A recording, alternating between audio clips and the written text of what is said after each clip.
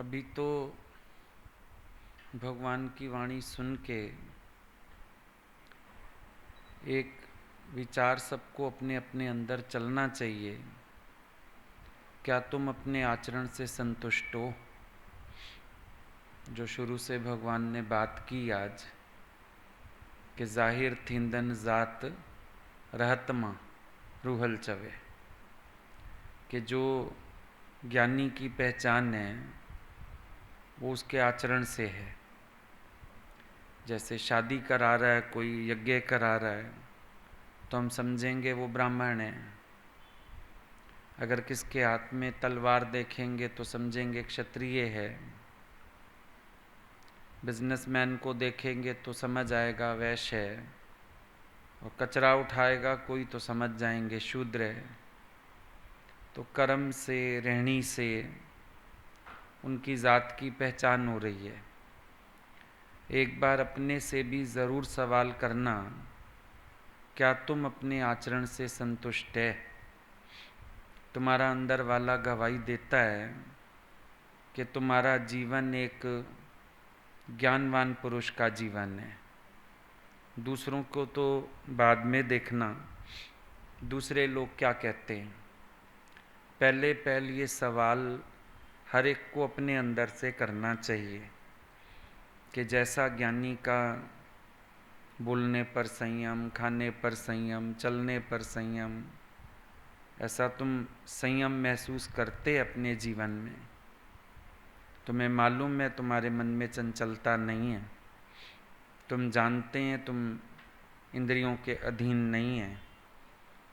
ये सवाल ज़रूर अपने से हर एक को करना चाहिए, क्योंकि एक बात अनुभव की है बहुत भगवान के साथ रहते हुए।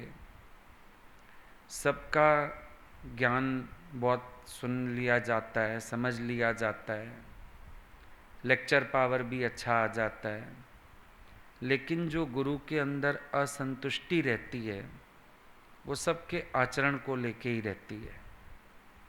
कि जो हम सिखाना चाहते थे, जैसा हम ढालना चाहते थे, जैसी इसकी जीवन हम देखना चाहते थे, वो नहीं नज़र आ रही।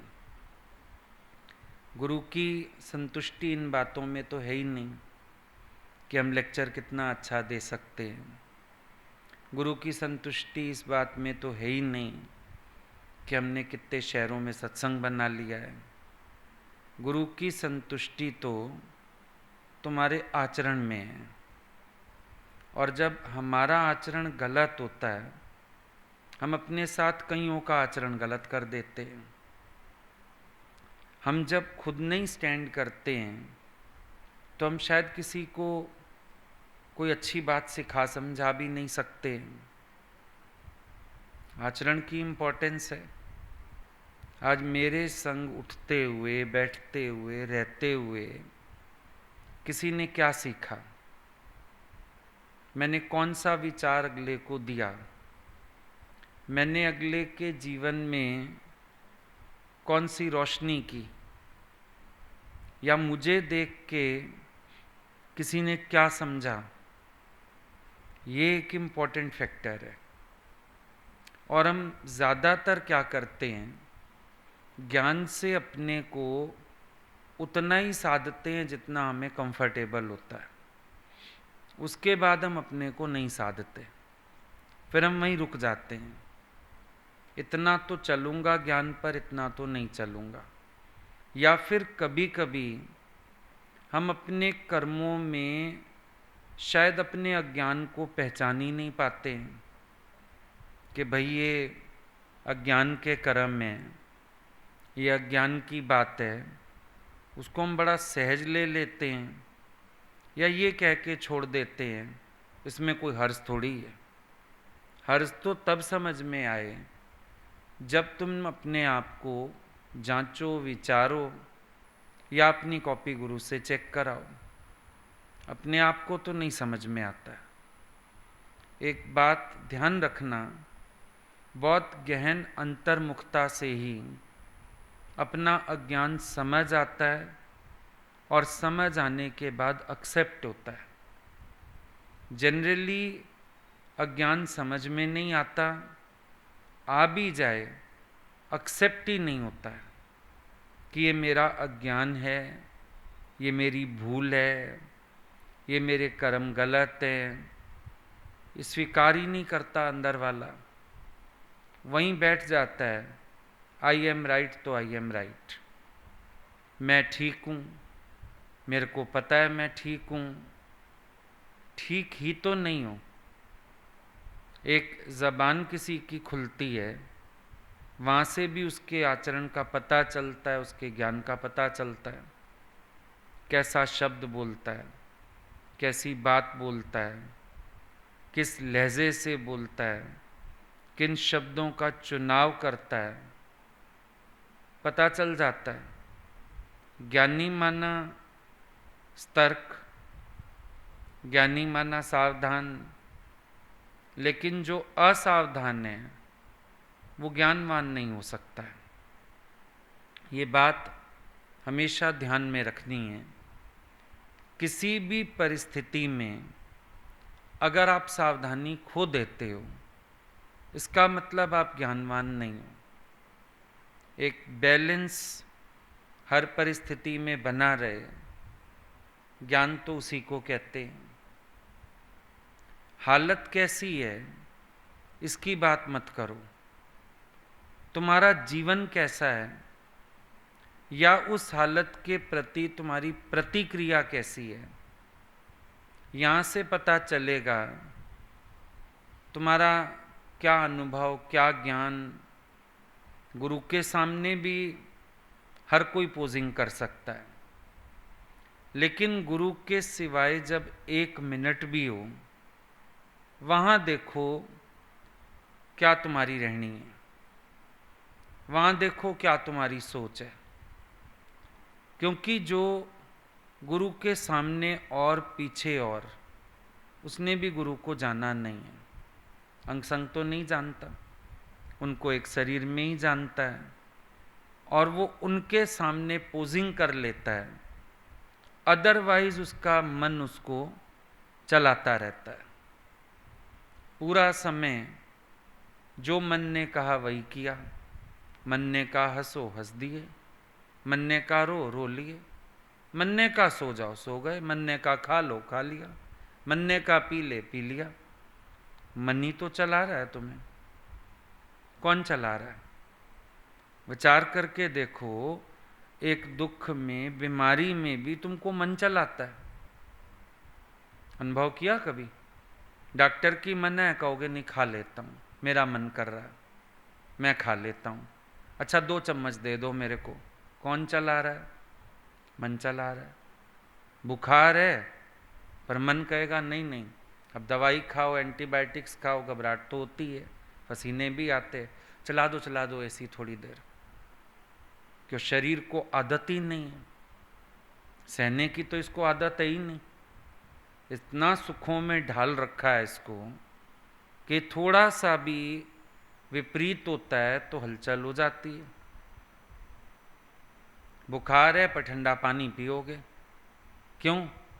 ज़बान को रोकना तो सीखा ही नहीं है, कंट्रोलिंग पावर तो है ही नहीं। चलने दो गाड़ी जैसे चल रही है। विचार करना ज़रूरी है कि नहीं है? जब हमको अपने शरीर से वर्तना ही नहीं आता है, हम और किसी से क्या वर्तेंगे? ज्ञान से अगर हम अपने शरीर को भी संयम में नहीं चला सकते हैं, तो हम और किसी को क्या चला पाएंगे? किसी से हम क्या वर्तेंगे? कौन हमारे ज्ञान से प्रभावित होगा? किसको समझ आएगा कि ये तुम ज्ञानवान हो? विचार करने जैसी बातें, लेकिन विचार कोई करता नहीं। चलो ठीक है, कोई बात नहीं, अब बीपी बॉर्डर लाइन पे आ जाए, पहले ही नमक घी छोड़ दो ना। नहीं, जब हाई होएगा फिर छोड़ेंगे। शुगर बॉर्डर लाइन पे आ गई, भाई मीठे से परहेज रखो, मत पियो मीठी चीज़, मत खाओ मीठी चीज़। अभी बॉर्डर लाइन पे रुकी हुई है। फिर जब अचानक 200-250 आ जाएगी ना, फिर परहेज कर लेंगे। अगर वो किस दिन 200-250 पे ना रुकी, 500-600 पे निकल गई तो, कोई बॉडी पार्ट को इफेक्ट कर गई तो, लेकिन रोकी नहीं जाती जबान। जबान का ब्रह्मचर्य बड़ा मुश्किल है, बहुत मुश्किल है। भोग इंद्रिय तुम रोक लेंगे, जबान नहीं रोकी जाती। और तभी बोला जिसका जबान पर संयम नहीं वो ब्रह्मचारी नहीं हो सकता, वो खाली कहता है। क्योंकि जबान के 2 ब्रह्मचर्य, एक खाने का, एक बोलने का। और तुम देखो तुम्हारे जीवन में ये दोनों ही चीजें लूज पॉइंट्स हैं, दोनों ही लूज पॉइंट्स हैं। खाने में भी असंयम है। अब होता क्या है, कोई चीज ना नहीं हमें नहीं खानी तो हम नहीं खाते, पर जो चीज खानी है उसको देख के रेजिस्ट भी तो नहीं कर पाते। चालाकी देखो ना अपने आप से, नहीं ये चीज तो हम नहीं खाते, रोटी तो हम नहीं खाते, फलानी चीज तो हम नहीं खाते, और जो चीज खाते और मना है उसको देख के रुका भी नहीं जाता, सामने आ जाए। ना हम गर्मी सहन करना चाहते, ना हम सर्दी सहन करना चाहते, ना हम भूख प्यास को कंट्रोल करना चाहते, ना हम रसों को जीतना चाहते। एक बार विचार तो करो, मार्ग तुमने कौन सा पकड़ा? अपने पर पूरा अधिकार लाने का रास्ता पकड़ा, लेकिन अपने पर अधिकार अभी भी नहीं है कहीं से अधिकार? हमें तो नहीं दिखता, तुम्हें दिखता है तो बताओ। अपने पर तुम्हें अधिकार समझ में आता है? अपने मन पर, अपनी इंद्रियों पर, कि मेरा अधिकार है इन पर पूरा, मैं काया नगरी का राजा हूं, ये सब पर मेरा राज है, रथ मेरा, मैं राजा हूं, बड़ी शान से जीवन सैर करूं। कुछ ऐसा अनुभव होता है तुम्हें कि तुम राजा हो इस काया नगरी के और सारे घोड़े तुम्हारे वश में हैं? है? पूछ के देखो अपने से। तुम्हारा अपने ऊपर इतना संयम हो, तुम समय से उठ सको, समय से सो सको, सब काम तुम्हारा समय पर हो, सब असमय चलता है, क्योंकि अपनी इंद्रियों पर तुम्हारा काबू ही नहीं। अभी तुम्हें समय से रात को बोल दें लाइट ऑफ करो, सो जाओ, नींद नहीं आ रही, नींद नहीं आ रही, नींद नहीं आ रही, क्या तरीका है? शरीर को क्यों इतना आराम दिया दिन में, इसको क्यों नहीं चलाया, क्यों नहीं खेचल कराई कि रात को ये समय से सो जाए? खान पान ठीक करो, बीमारी है डॉक्टर के पास जाओ, लेकिन शरीर को छोड़ दोगे, कोई बात नहीं, आधी आधी रात तक जाग लेंगे, सुबह देर तक सो लेंगे। तुम्हें खुद को कभी महसूस होता है कि तुम ज्ञान के विपरीत चल रहे हो? अपने आप को पता चलता है? विचार चलता है कभी कि तुम ज्ञान के विपरीत चल रहे हो? पीछे किसी का फोन आया, बड़ी याद आती है, नींद ही नहीं आती। मैंने कहा फिर क्या करते हो? मुझे एक्सपेक्टेड था कि अगला कहेगा रात को उठ के कोई विरह का भजन गाता हूँ, याद में आंसू बहाता हूँ। बोला नहीं, मोबाइल चला लेते हैं। वाह भाई वाह, आजकल के नए विरही भक्त, एक वो गोपियाँ जो रो रो के परेशान हो जाती थीं, याद में परेशान रहती थीं, और आजकल के भक्त देखो संसार में मन लगा के भगवान को भुलाते। मैंने कहा सुनो, इसको तुम विरह मत बोलो, ये असंयम बोलो, कि कोई तुम्हारे ऊपर है नहीं तो तुम्हारा मन तुमसे वो करा रहा है जो अंदर छिपे हुए रस पड़े। नाटक क्यों करते हो हमारे सामने?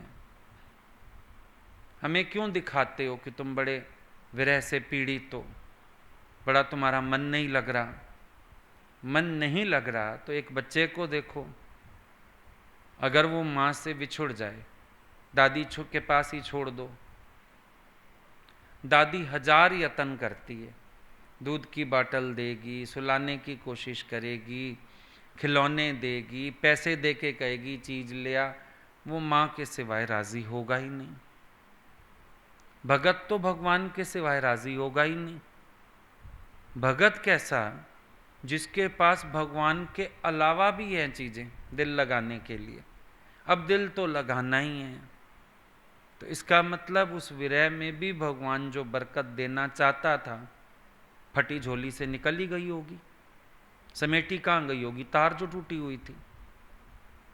जब तार ही टूटी पड़ी थी, जो वो सिखाना चाहते होंगे, जो वो देना चाहते होंगे, जो वो जीवन में उतारना चाहते होंगे, नेचुरली कोई वाइब कैच हुई नहीं होगी। तार जुड़ी हो तो वाइब्रेशंस गुरु के भी कैच होते हैं। तार ही टूटी पड़ी हो तो वाइब्रेशंस कहाँ से कैच होंगे? मन तुम्हारा तुम्हें चला रहा है, तुम मन को चला रहे हो। तुम्हें तो अभी तक यही नहीं पता कौन चला रहा है तुम्हें। मन ही तो चलाता जा रहा है। मन के कहने से चल रहे हो और खुश हो कि मैं बहुत गुरुमुख हूं। कहाँ है गुरुमुखता? गुरु से कैसे वर्तते हैं, कईयों को तो ये भी अकल नहीं होती और अपने आप को गुरुमुख कहते हैं। कभी बात ही नहीं करी, हालचाल ही नहीं पूछा, एक फॉर्मेलिटी वाला फ़ोन तक नहीं, और कहेंगे मैं गुरुमुख हूँ, हम तो बड़ा सत्संग करते हैं। अब जिसको खुद को व्यवहार नहीं आता, बेड़ा गर्क नहीं करेगा दूसरों का, क्या सिखाएगा? पर खुश हैं, हम बहुत ज्ञानी हैं, बहुत ज्ञानी हैं। ज्ञानी तो भाई व्यवहार से ही पता चलता है, आचरण से ही पता चलता है, रहनी से ही पता चलता है। जब रहनी नहीं तो ज्ञान तो अभी भगवान क्या कह रहे थे? Rocking chair. ये कोरे जो लेक्चरार हो गए, इनका ज्ञान हो गया रॉकिंग चेयर पर बैठने के समान। कहीं भी नहीं पहुंचेंगे, वहीं झूलते रहेंगे बस, और खुश रहेंगे हम ज्ञानी हैं। ऐसा बनने की क्या आवश्यकता है? तुम्हें पता हो कहां पर तुम्हारा क्या पार्ट है, मालूम होना चाहिए। ये नहीं कि अपनी मन के साथ मिक्स होके और हम बैठ जाएं। अभी समझो घर में ही कोई परिस्थिति आती है, अब घर का जो बड़ा बच्चा होता है वो छोटे भाई बहनों को भी संभालता है, सब परिस्थितियों को भी हैंडल करता है। अगर वही मुंझ के बैठ जाए तो सब अव्यवस्था। पता होता है किस जगह हमारा क्या पार्ट है, और कभी छोटे होते हुए भी बड़ों के पार्ट करने पड़ते हैं। समझदारी यही है भाई। ज्ञान अगर बैलेंस ना सिखा पाया तो ज्ञान थोड़ी हुआ, वो तो अज्ञान हो गया ना। बैलेंस तो सबसे बड़ी चीज है। आज समझो हम तुम 4 लोगों को इकट्ठे कहीं रख दें, छोड़ दें, बिठा दें, तो जरूर एक व्यक्ति को बड़ा बन के, समझदार बन के सब कुछ टैकल करना पड़ेगा बैलेंस्ड माइंड से, है कि नहीं? एक बार हम लोग वहां थे गुरु जी के पास, तो भगवान ने, दिन में क्या होता था तब, हॉल वगैरह नहीं था, सत्संग खत्म होते ही किसी ना किसी के घर भेज दिया जाता था, जहाँ लंच होता था। जनरली शाम का सत्संग भी होता था। भेज दिया एक के घर में। रास्ते से हम लोग अपनी भुजिया ब्रेड लेते हुए जाते थे, वहाँ खा के और चाय उनके घर से एक एक कप ले लेते थे। फिर आपस में बैठते थे, गुरुजी पीछे से 1 बजे 1:30 बजे जैसे भी मौज आई आते थे। हम लोग 11 साढ़े 11 पहुँच जाते थे। तब सत्संग सुबह जल्दी होता था। तो भेजा उन्होंने हम सबको। हमारे साथ 1-2 पुरानी लड़कियां भी थीं। अब बैठे सब चाय वाय पीने लगे, हंसने बोलने लगे। 1-2 ने जोक्स शुरू किए, चांस की बात 1-2 घंटे तक महफिल हंसी मजाक की चलती रही। आ गए गुरुजी, बाहर से आवाज़ें सुनते आए, हम लोग सब जोर जोर से हंस ही रहे थे। आके बैठे, क्या हुआ, बड़ा जोर जोर से हंस रहे थे। वो लड़की बोलती, गुरुजी फलाने ने जोक सुनाया बड़ा अच्छा। अच्छा अच्छा। बातें करते करते उन्होंने सबसे पूछा, तुमने क्या किया आके? और सच में हम लोगों ने सत्संग तक नहीं रिपीट किया था उस दिन। वैसे रूटीन ये होता था, चाय ख़त्म करके तो जो भी बड़ा एक होता था बीच में सत्संग रिपीट कराता था, उसके बाद कुछ ना कुछ सबकी प्रॉब्लम सॉल्व करना, 2-2.5 घंटे ऐसे बीतते थे, या फिर भजन गा लेते थे आधा 1 घंटा लास्ट का। उस दिन कुछ भी नहीं किया था हम लोगों ने, सिर्फ हंसते बोलते रहे सारे। वो डांट पड़ी सबको। भगवान ने बोला, उन लड़कियों को डांट पड़ी जो पुरानी थीं, हमें भी पड़ी। बोला, तुम अपने शहर में सत्संग करते हो ना, एक जना कम से कम ये तो देख लेता कि सबका समय क्यों खराब हो रहा है, रेगुलेट क्यों नहीं किया चीज़ों को। चलो थोड़ी देर हंस बोल लिए, कोई बात नहीं, लेकिन उसके बाद कोई तो याद दिलाता, भाई हम लोग टाइम वेस्ट कर रहे हैं, सत्संग रिपीट कर लें, कुछ लिखना पढ़ना। बोले चलो आज बोलने का भी मन नहीं था, आज की वाणी तो कॉपी मिल जाती थी एक साथ के साथ, कार्बन कॉपी। बोला वाणी तो थी ना, सब अपनी अपनी डायरी में लिखते बैठ के। इतना उस दिन भगवान ने सबको टाइट किया, और अगले दिन से हम लोगों को गीता दे के भेजते थे। एक व्यक्ति के हाथ में पकड़ाते थे, आज आगे के श्लोक तुमने समझाने। पहुंचते ही चाय पियो, आधा घंटा सत्संग रिपीट होता था, उसके बाद अपना गीता पढ़ो।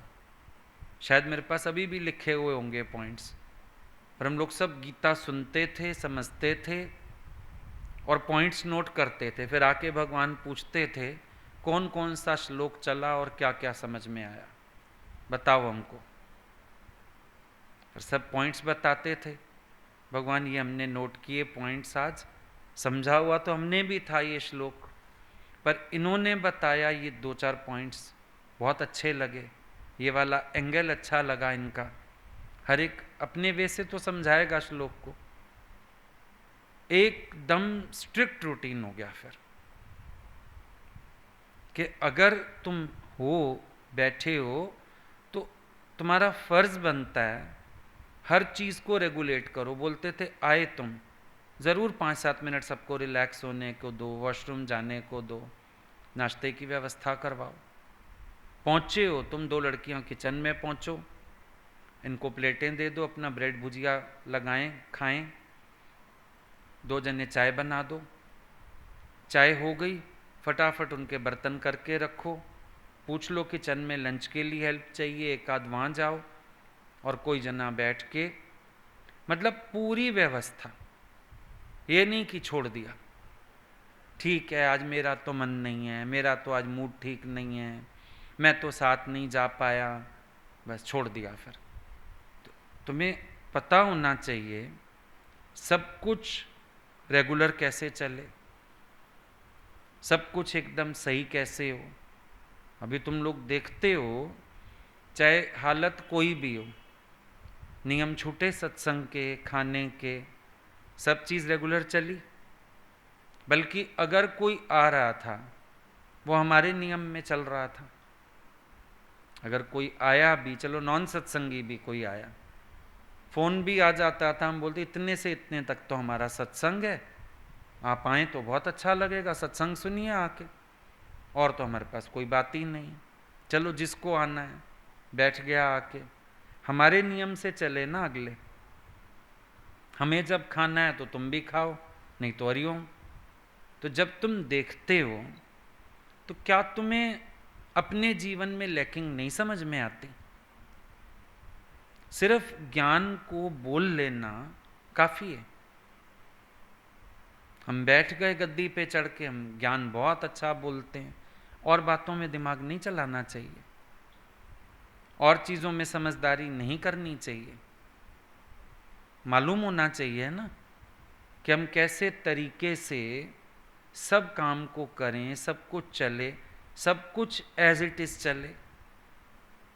कभी भगवान दूसरे शहर गए होते थे और पीछे हम लोग देखते थे एज इट इज व्यवस्था चलती थी। सत्संग भी ऐसे का ऐसे, कभी नहीं तबीयत ठीक उनकी, दिल्ली में ही एक आध बार हुआ, नहीं आ पाए भगवान सत्संग में, लेकिन सत्संग वैसे का वैसा, रूटीन वैसा का वैसा। दिन में लड़कियां लेके बैठती थीं, वैसे ही लंच होता था, वैसे ही सब काम होता था। यहाँ से हम लोग जब जयपुर गए गुरुजी के साथ 17 दिन, जयपुर, जोधपुर, अजमेर, सत्संग पूरा एज इट इज होता था पीछे से। पूछा भगवान से, सब अपने अपने एरिया में कर लें, जो दो, तब तो ये था हम लोग 2-4 दिन के लिए गए थे। भगवान ने बोला नहीं, जैसे हमारे होते हुए चल रहा था, सब प्रेमी यहीं आएंगे, एक ही सत्संग होगा। सारे वहीं पहुंचे।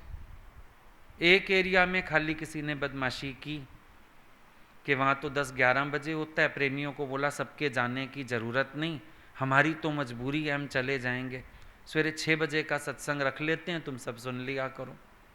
वहाँ खबर पहुँच गई, जयपुर में थे हम लोग, हमसे ही गुरुजी ने फ़ोन कराया, बोला उसका फ़ोन नंबर है? मैंने कहा है, दिल्ली का ही था। बोला फ़ोन में लाओ और उसको बोलो गुरुजी कह रहे हैं ये सुबह का सत्संग बंद करो। किसकी आज्ञा से शुरू किया है? जब वहाँ सत्संग चल रहा है, सब वहीं जाएंगे, हम होते तब भी तो आते। और बोले या तो उनको बोल दो, अपने प्रेमियों को कहो कि जब हम आएंगे तब भी कोई ना आए, और उसको भी कह दो उसके आने की भी ज़रूरत नहीं है, जो है ही नहीं गुरुमुख, उसका मुझे करना क्या। और हम डरे ऐसी वर्ड्स हम कैसे बोल सकते हैं। खड़े हो गए हमारे पास, हम बैठ के फ़ोन कर रहे थे, लैंडलाइन था, खड़े हो गए, बोले बोल ऐसे का ऐसे बोल उसको पूरी बात। उनको पसंद ही नहीं था इर्रेगुलर कुछ भी, हर चीज़ रेगुलरिटी से चलनी चाहिए, तरीका होना चाहिए।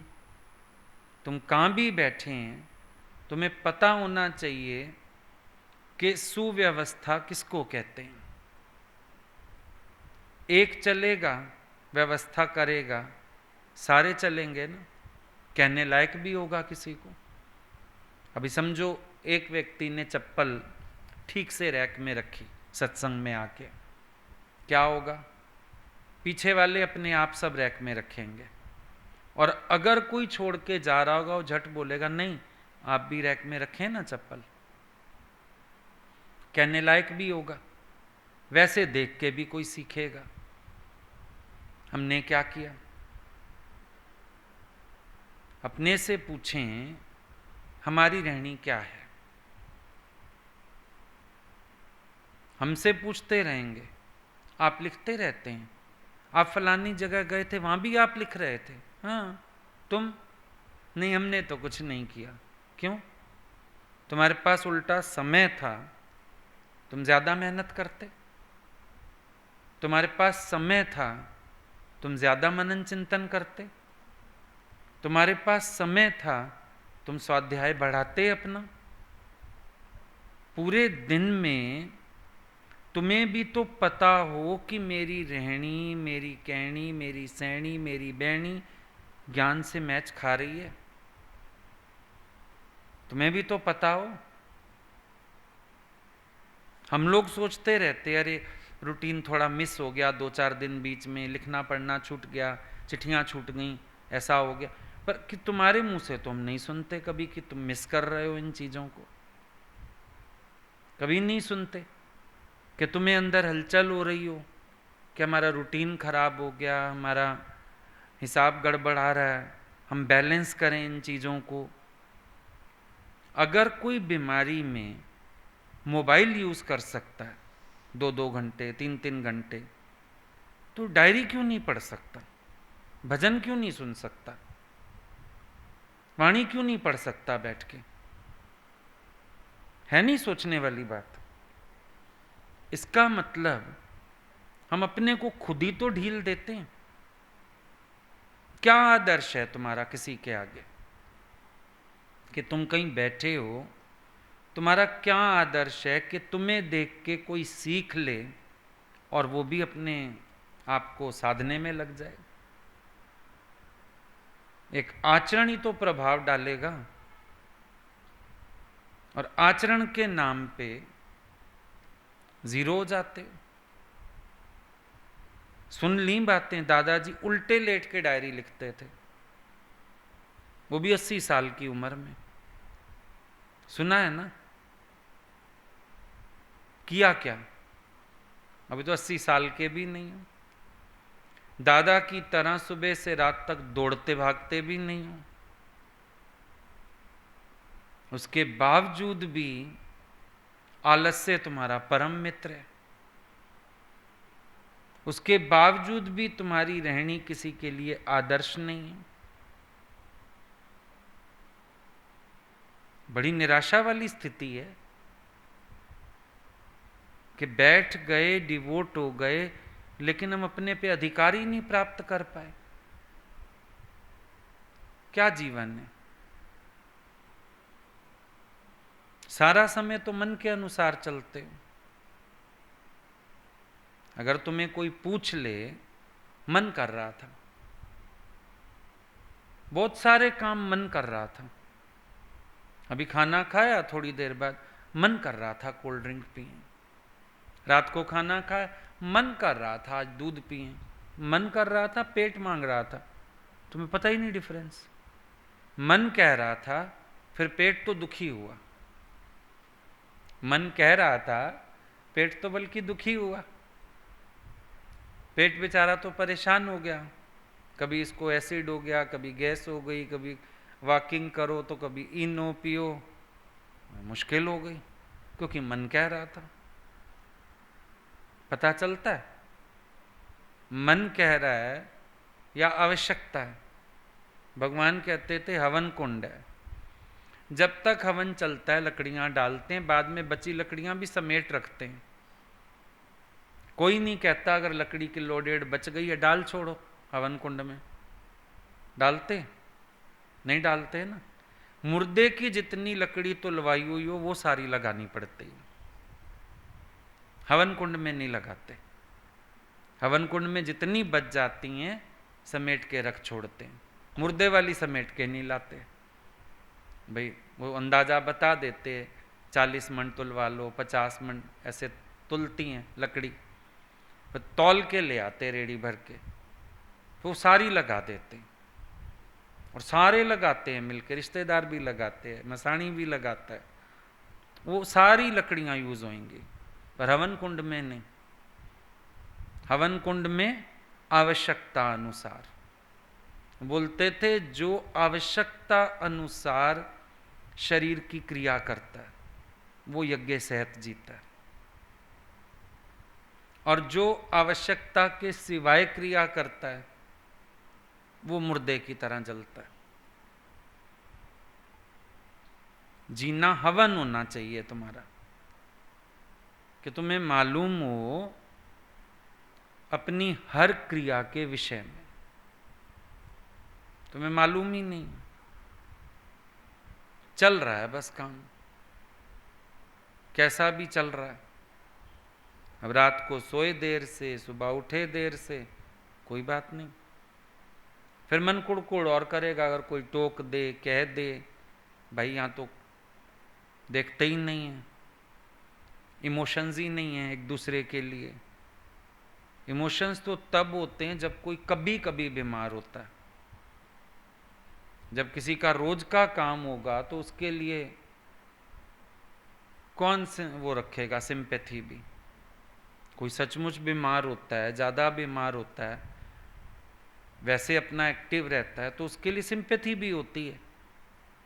वो तो उठना भी चाहेगा तो लगेगा नहीं नहीं तुम नहीं उठो, अभी तुम आराम करो, क्योंकि पता है कि मन के अधीन नहीं काम करता, ये शारीरिक मजबूरी है। उसको तो तुम बिठा के खिलाना चाहोगे, पर किसी का रोज का काम हो तो फिर क्या करेंगे? भाई कोई रात को अपना बैठ के मोबाइल में लगा रहे, सवेरे 7 बजे तक सोए, तो सिंपैथी कौन करे उसके लिए?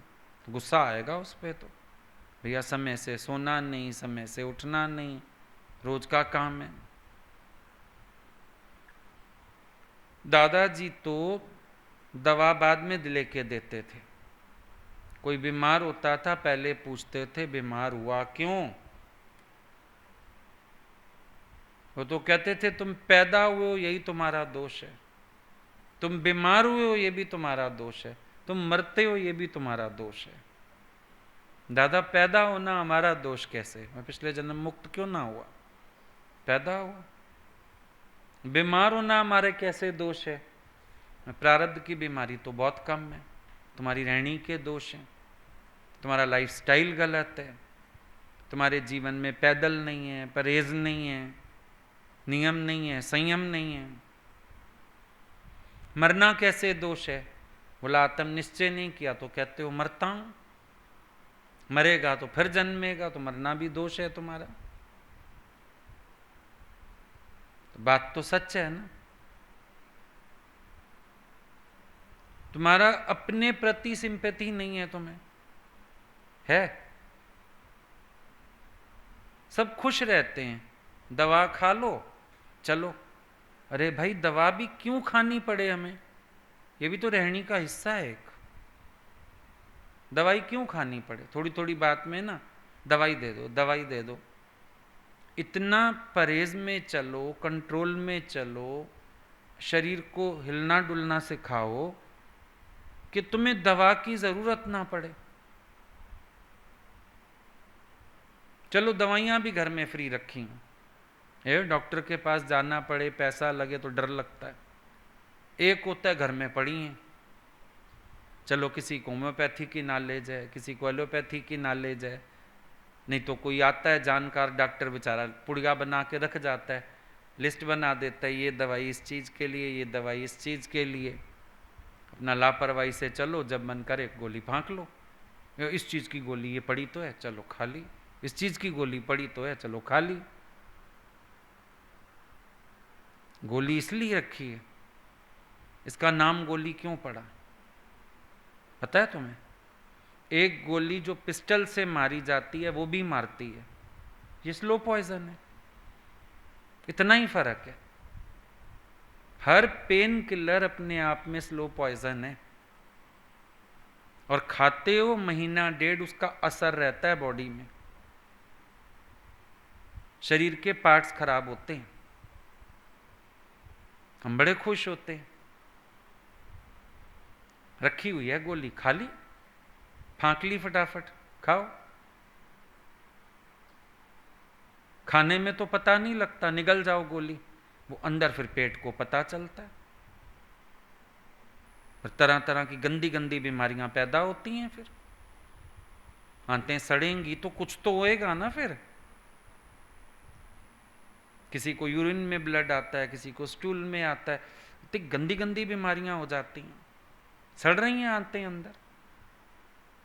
दवा कोई अच्छी चीज है? बेस्ट मेडिसिन होता है कंट्रोलिंग पावर।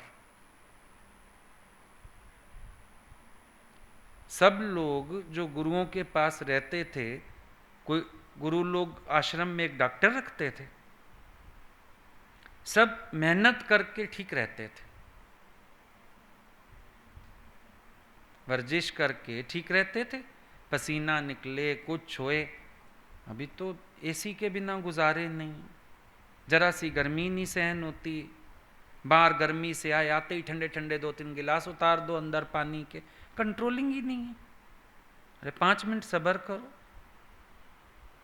हम लोग स्कूल से आते थे ना, पानी नहीं मिलता था घर में, शूज वगैरह उतारो, ड्रेस चेंज करो, 5-7 मिनट होने दो, पंखा भी 2 मिनट बाद पसीने से घुसे अंदर, हाथ ज्यादा सीधा बटन पे, घर वाले रोक देते थे, वेट जरा सा पसीना सूखने दो, अभी गर्म सर्द हो जाएगा, शाम तक बुखार हो जाएगा। याद होगा सबको, छोटे होते उस समय बड़ा बुरा लगता था, लेकिन ठीक चले थे ना। अब हमारे कंट्रोल हैं अपने हाथ में, तो सारा दिन बीमारियां खरीद करते हैं, पूरा टाइम बीमारियां खरीद करते और खुश होते। गया था बुल्ले शाह ऐशो आराम की जिंदगी से, गुरु ने क्या करवाया? भैंसों की सेवा। कर बेटा भैंसों की मालिश, उठा गोबर, खिलाया भी अच्छा, मोटा अन्न खिलाते थे, चलाते थे। जिस दिन उसके घर वालों ने देखा था ना, हैरान हो गए थे कि ये तो एक उसका शरीर लग रहा है जैसे वो व्यायाम करते हैं ना लोग, कबड्डी खेलते हैं और दूसरे जो होते हैं वर्जिश करते हैं। घर वाले उसके हैरान हो गए थे देख के कि इसकी कद काठी इतनी सद कैसे गई है, तो इतना सॉफ्ट सॉफ्ट था। और ऐसी गुरु ने मेहनत करवाई। होते थे सर्वाइकल शिष्यों को, कभी हो सकते ही नहीं थे, इतना गुरु चलाता था। एक बार सुबह उठ गए, बिस्तर के नजदीक नहीं जाते थे, तो मौका मिलना चाहिए, दीवार सहारे लग के भी सो गए। चलो भाई, मौका लगना चाहिए, 2-2 घंटे पड़े, कोई है नहीं।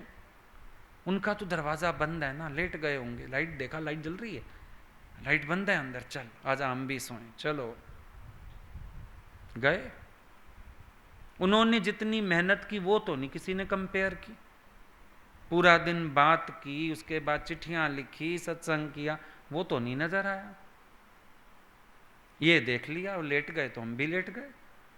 उनके तो शरीर को आवश्यकता होगी, नहीं तो बस चलते लेटाते भी ना। तुम तो अपने स्वभाव अधीन, सुख बुद्धि अधीन। आया समझ में? कुछ नहीं आता। रहनी क्या है? तुम्हारा आचरण गुरु को ही निराश करता है, दुनिया को तो किसी को क्या ही आशा दोगे तुम? क्या रहनी है तुम्हारी? एक बंदे को थोड़ी सी नॉलेज हो जाए दवाइयों शवाइयों की, सारा दिन हम देखते हैं वो अपना बैठे दवाइयां ही बना रहा है। भाई वैद्य की दुकान खोली है तुमने, क्या किया है? नहीं फलाना कह रहा है ये हो रहा है, फलाना कह रहा है। बोला पहले मेरे को बताओ ये बीमारियां इनकी प्रारब्ध की हैं, इनकी खरीद की हुई हैं, बंद करो दवा देनी सबको। क्यों दे रहे? उधर से बुखार की दवाइयां ले लेके 10-10 मिनट में पिएंगे, शाम को देखो तो कोल्ड ड्रिंक का गिलास चढ़ा लेंगे। वाह भाई वाह, क्या रहनी है तुम लोगों की? क्या अक्ल है?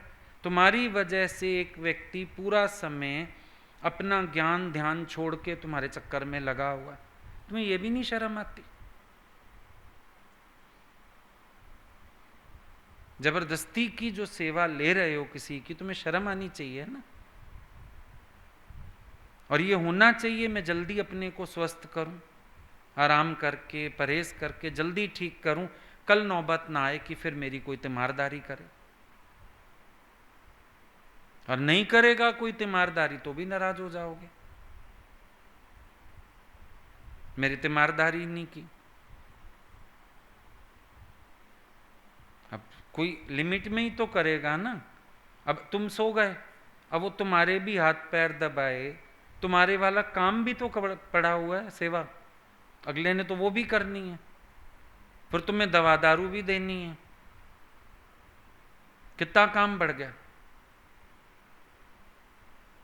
और तुम्हारा मन ये सोचेगा लो भाई कोई मेरी कर नहीं रहा, कितनी करी जाए।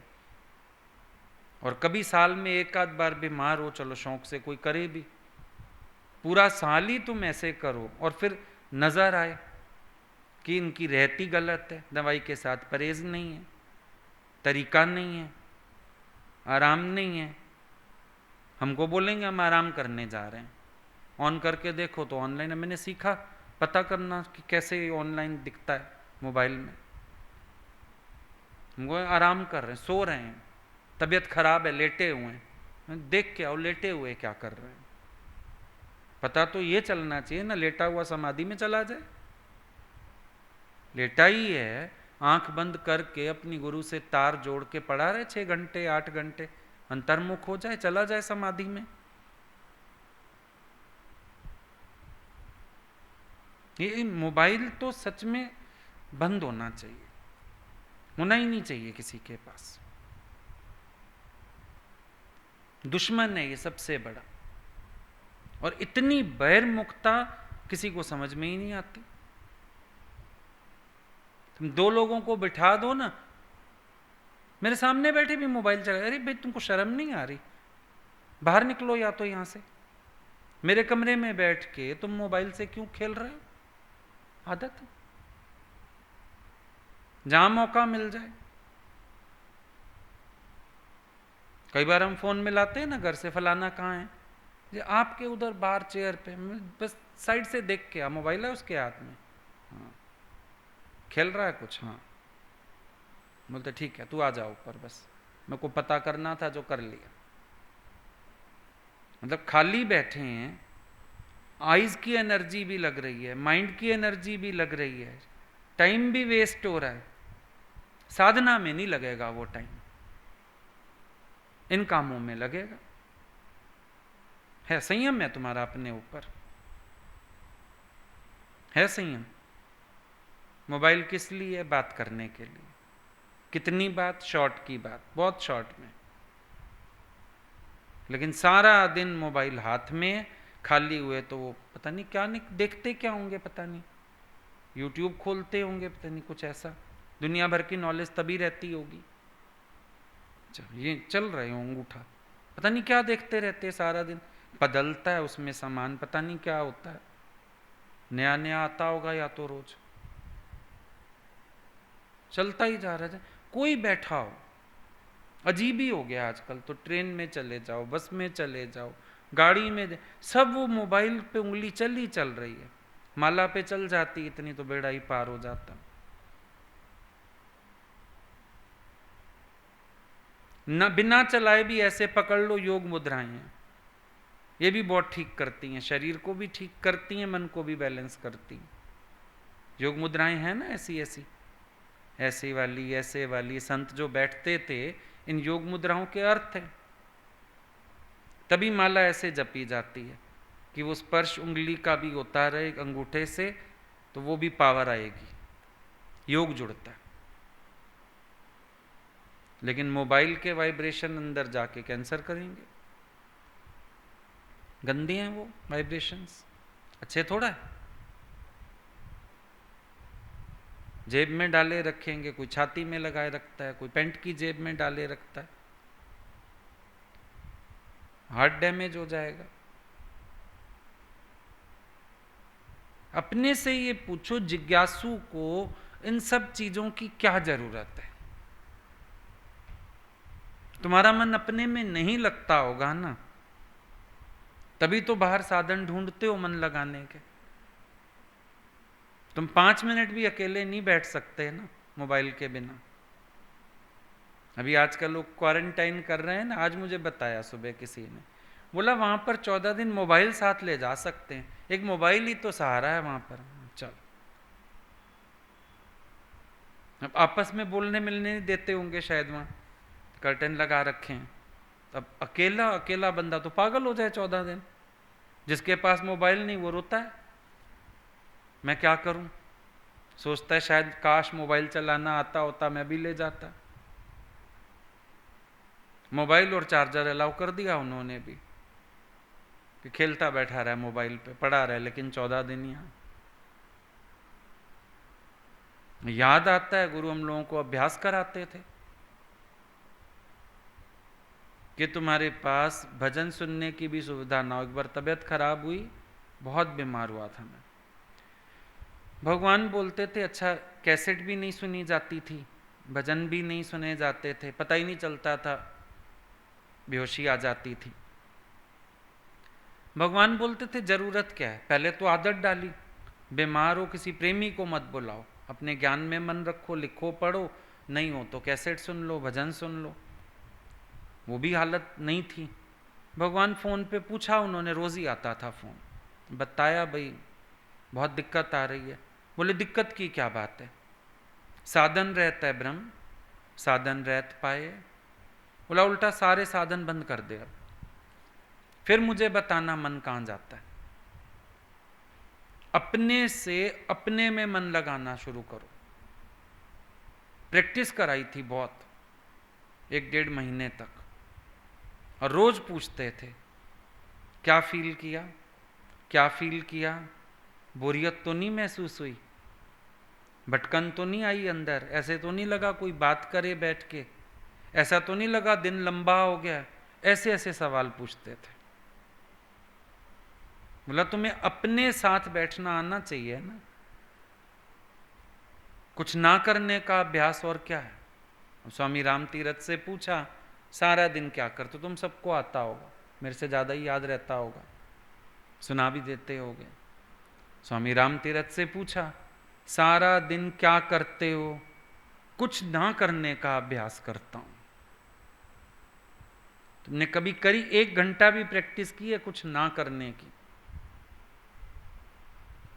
तुम्हें बिठाएंगे खाली, या तो सो जाओगे या फिर मोबाइल है। कुछ ना करने का अभ्यास बताओ। कमर में दर्द है, बैठ नहीं पा रहे, लिख नहीं पा रहे, कुछ कर नहीं पा रहे, कोई बात नहीं, समाधि में चले जाओ। आत्माकार वृत्ति पक्की करो, विभाग करके देखो, ये देह मेरे से अलग है, दर्द इसको है, मैं अलग हूं। दादा बोलता है शरीर इतना अलग कर दिया, सामने बालकनी में बैठा व्यक्ति। लग जाओ प्रयास में। क्यों नहीं लगे? क्यों तुम्हें बाहर से ही कुछ चाहिए? ज्ञानी हो फिर? ज्ञानवान का आचरण है ये। पूछो एक बार अपने से, जो तुम्हारे लिए उचित है वो भोजन तुम्हें दिया जा रहा है, चुपचाप प्रसाद समझ के खाओ। चॉइसेस क्यों हैं? हर एक के पास चॉइसेस हैं। टाइम की भी चॉइस है, इतने बजे नहीं इतने बजे खाऊंगा, 2 घंटे बाद खाऊंगा, 1 घंटे बाद आऊंगा, आधे घंटे बाद खाऊंगा। टाइम की भी चॉइस है। फिर जो बना है वो प्रसाद समझ के भी नहीं खाना। मेरे को तो ये चाहिए होगा, मेरे को तो वो चाहिए। तुम्हें कहीं से लगता है तुम जिज्ञासु? कहीं से बता दो। है आचरण है कि मौन में तुम्हारी सृष्टि चले, जो आया सामने भोजन प्रसाद खाओ और चलो। मैं ये खाता हूं, ये नहीं खाता हूं। आज इसलिए नहीं खाना क्योंकि मेरे टेस्ट के अकॉर्डिंग नहीं है, चलो अब फरमाइशी प्रोग्राम की मना हो गई। नहीं नहीं, आज मुझे भूख है, पहले पता कर लेंगे क्या बना है, आज भूख नहीं है। तो मेरे ख्याल तो फिर यहां तुम्हारी निभनी मुश्किल है। कैसे बैठ सकते हो यहां? आज सब्जी पसंद की नहीं है, चलो जी आज हमारे लिए परांठे बनाओ, चलो जी आज हमारे लिए ये चीज। फरमाइशी प्रोग्राम हम हैरान होते हैं सुन के, हम लोगों का मुंह नहीं खुलता था, आंखें नीची होती थी, गुरु के घर का खा रहे हैं, तुम चौड़े हो जाते हो। हमें ये चाहिए, हमें वो चाहिए, आज हमारे लिए ये बनाओ वो बनाओ। मना क्यों कर रहे हो? हमें रहनी है, आचरण है।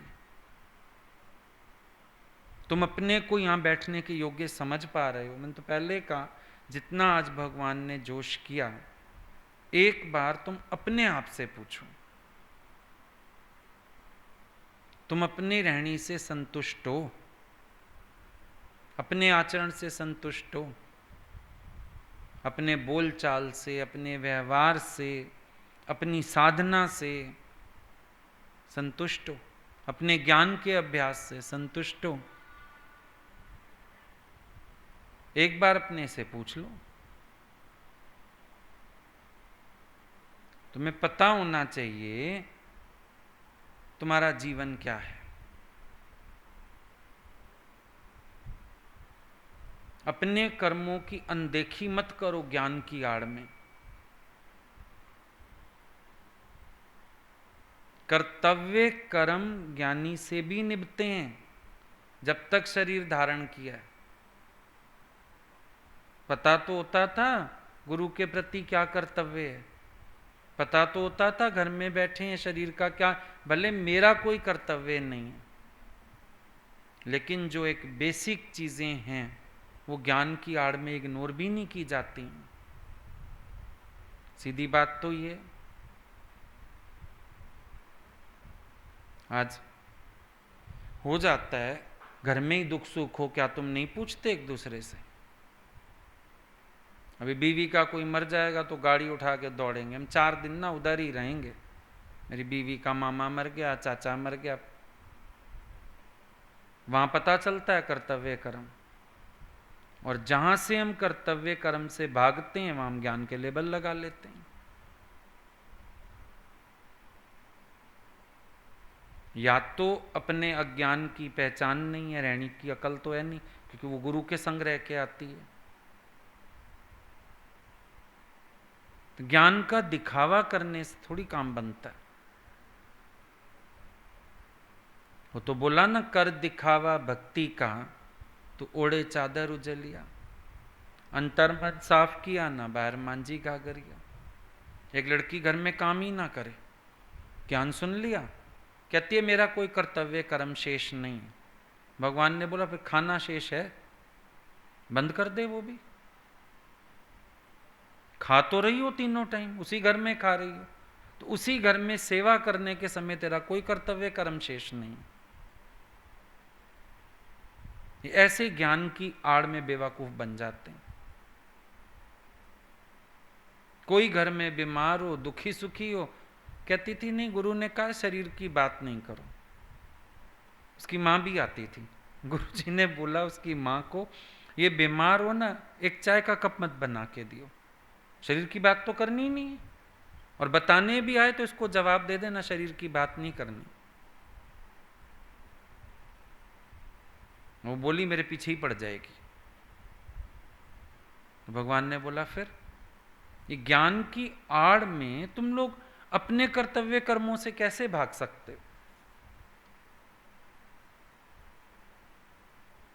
किसी की सेवा करनी पड़े तो कहेंगे हम तो ज्ञानी है ना, कर्तव्य कर्म ही शेष नहीं है कोई। ये कैसा ज्ञान है? गुरु ने अगर हम लोगों को अपनाया, प्यार किया, उन्होंने तो बहुत निभाया। डैडी बीमार हुए थे, डेली हॉस्पिटल में फोन आता था।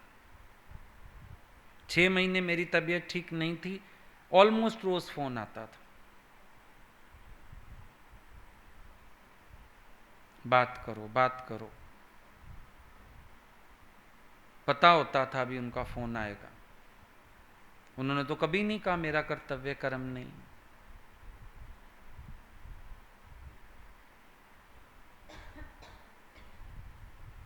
चिट्ठियां लिखते थे, कोई दुख सुख हो जाए किसी के घर में चिट्ठी आती थी, फोन में बात करते थे, पहुंचने की कोशिश करते थे। उन्होंने तो नहीं कहा मेरा कोई कर्तव्य कर्म नहीं।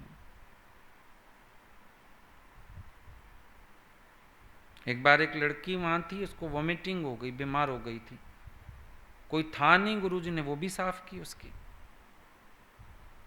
उन्होंने तो नहीं बोला कर्तव्य कर्म नहीं है मेरा कोई। वही बात है ना, जिसने गुरु को देखा नहीं, साथ रह के रहनी नहीं देखी ना, उसको ये पता ही नहीं व्यवहार क्या होता है, व्यवहार सिद्धि क्या होती है। एक गाना आ जाता है, व्यवहार आरे की तरह चीरता है व्यवहार। अरे व्यवहार आरे की तरह वो चीरता है जिसमें एक्सपेक्टेंस होती है न, प्रेम तो है ना। तुम समझेंगे ही नहीं बातों को, या उदारती या उदारती। अब ये भी नहीं कह सकते शरीर की प्रारब्ध है जिसकी सेवा लेनी है। कारण तो मत बनाओ ना कि सेवा जबरदस्ती लो किसी की, कारण भी तो मत बनाओ। उदारती हो गई या फिर उदारती हो गई, अतियां दोनों गलत हैं। पूरा पूरा विचार होना चाहिए। उठत बैठत सोवत जागत, ए मन तुझे चेतावे। पूरा खाना पूरा सोना, पूरी रहत रिहान, हेमा सुख जी खान। पूरा पूरा हो सब। और अगर शरीर में भी कोई प्रारब्ध का दुख सुख है, उसके भी पीछे पड़ के उसको ठीक करो। ये नहीं कि उसको पालना है, जबरदस्ती घसीटते रहना है साथ। जल्दी उसके पीछे पड़ो, उसकी दवा दारू करो, परहेज करो, ठीक करो और चलो आगे। क्योंकि ये मानना पड़ेगा तुम्हें, शरीर की पीड़ा ध्यान खींचती है, कोई आत्मा नहीं याद रहेगी उस समय। जब शरीर में पीड़ा होती है ना, किसी चीज में मन नहीं लगता। इसीलिए इसकी संभाल भी चाहिए होती है कि ये स्वस्थ रहे तो अपना ज्ञान का अभ्यास में लगा रहे। अभ्यास साधना सब धरा रह जाएगा। तो आज जरूर विचार करना कि तुम अपनी रहनी से संतुष्ट हो। तुम्हें लगता है तुमने ज्ञान सुना है, जितना समझा है उस हिसाब से जीवन भी है, और नहीं हो तो आज से पलटा खाने की कोशिश करो।